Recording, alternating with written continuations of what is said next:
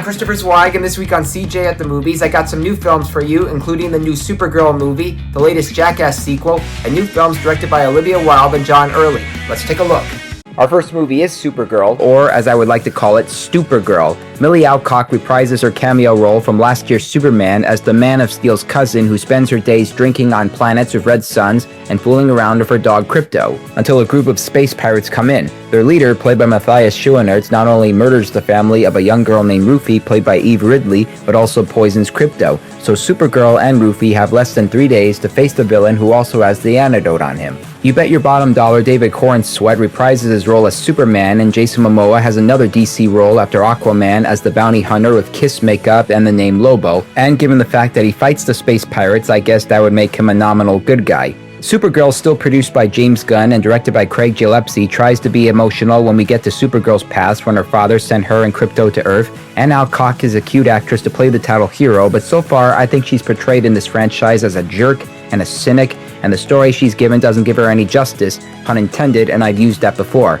And even at an hour and 50 minutes, it feels like it's taking too long for Supergirl to overcome the effects of the green sun, which is kryptonite, and for her to get her CGI dog's cure from the villain. I have nothing against female superhero movies. After all, I praise both Wonder Woman movies, but this one just doesn't cut it, so skip it. Our next movie is Jackass Best and Last, which is said to be the final entry in this MTV The Movie series. It adds some new gross and dangerous stunts, as well as some clips from previous movies and episodes, and stunts that couldn't be legally aired. The new stunts include a robot that gives Steve-O a prostate exam, and a ping pong ball coming from, well, you don't want to know. And the old clips include Brad Pitt getting abducted, some poo cocktails, the Wee Man bar fight, and the toy car X-Ray. Even though I grew restless with some of the stunts towards the end, I still found some big laughs and a good chunk of Jackass Best and Last for me to recommend to fans, and I was laughing really hard even when it was stinky, stupid, and totally unsafe, and I'm betting someone will tell me unsafe is putting it mildly. In fact, after my screening, I came across an Instagram post of some guys running into random things to enter the back rooms, and I'm like,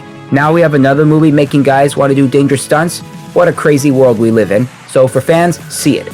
Next up, Couture, the latest film from French filmmaker Alice Winocour, and she displays the right performances from Angelina Jolie as an independent filmmaker being diagnosed with breast cancer, Anyier as a tall new model from South Sudan, and Ella Rumpf as a veteran makeup artist. And as the film set in the world of high fashion, she gives some attractive images, but she doesn't give us the kind of essence to elevate them. In fact, they end up being run-of-the-mill.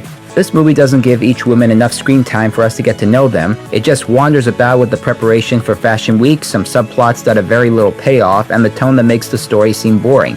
The Devil Wears Prada 2 and Marked by Sophia both recently had character development within the world of fashion, and there was a lot at stake in each film. We were able to read the characters and understand their backgrounds and current situations. I'm not sure what the exact message of Couture is, but I still can't give it a good review. A movie with pathos and circumstances should be as emotional as the characters, but it ends up having poor fashion sense, so skip it. Next up, Maddie's Secret, the feature directorial debut for John Early, who dresses in drag as the title character. She's a dishwasher and would-be chef who shares a social media video of herself perfecting a smash burger and ends up getting her own cooking segment. But when she finds out that people are commenting on her weight, she ends up becoming a bulimic. And just as I was worried the film would be nauseating regarding the subject matter, Early makes the right decision of checking her in a hospital dedicating to helping women recovering from eating disorders. We also get Katie Berlin as Maddie's best friend who may have a compulsive crush on her, as well as Vanessa Bayer as another patient with a crush on a doctor, and Christian Johnson plays her horrible mother. Maddie's Secret doesn't have the kind of laugh-out-loud humor to elevate the comedic approach, but it does have a voice to show what Early is representing, and given his previous roles in such films as Stress Positions and Eternity,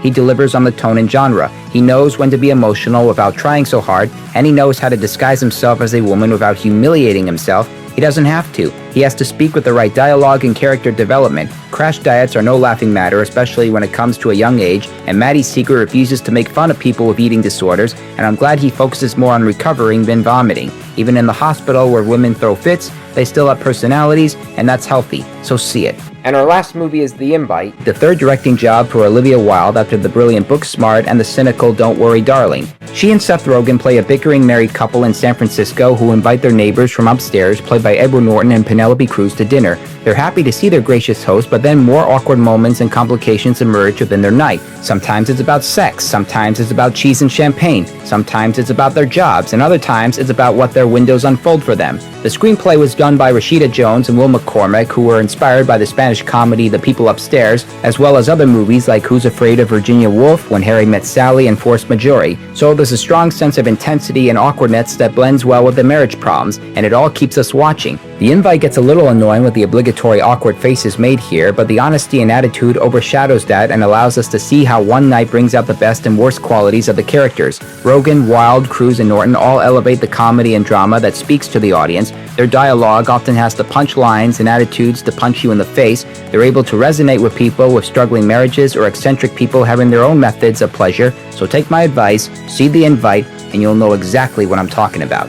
Recapping this week's new movies: thumbs down for Supergirl, thumbs up for Jackass Best and Last, thumbs down for Couture, thumbs up for Maddie's Secret, and thumbs up for The Invite.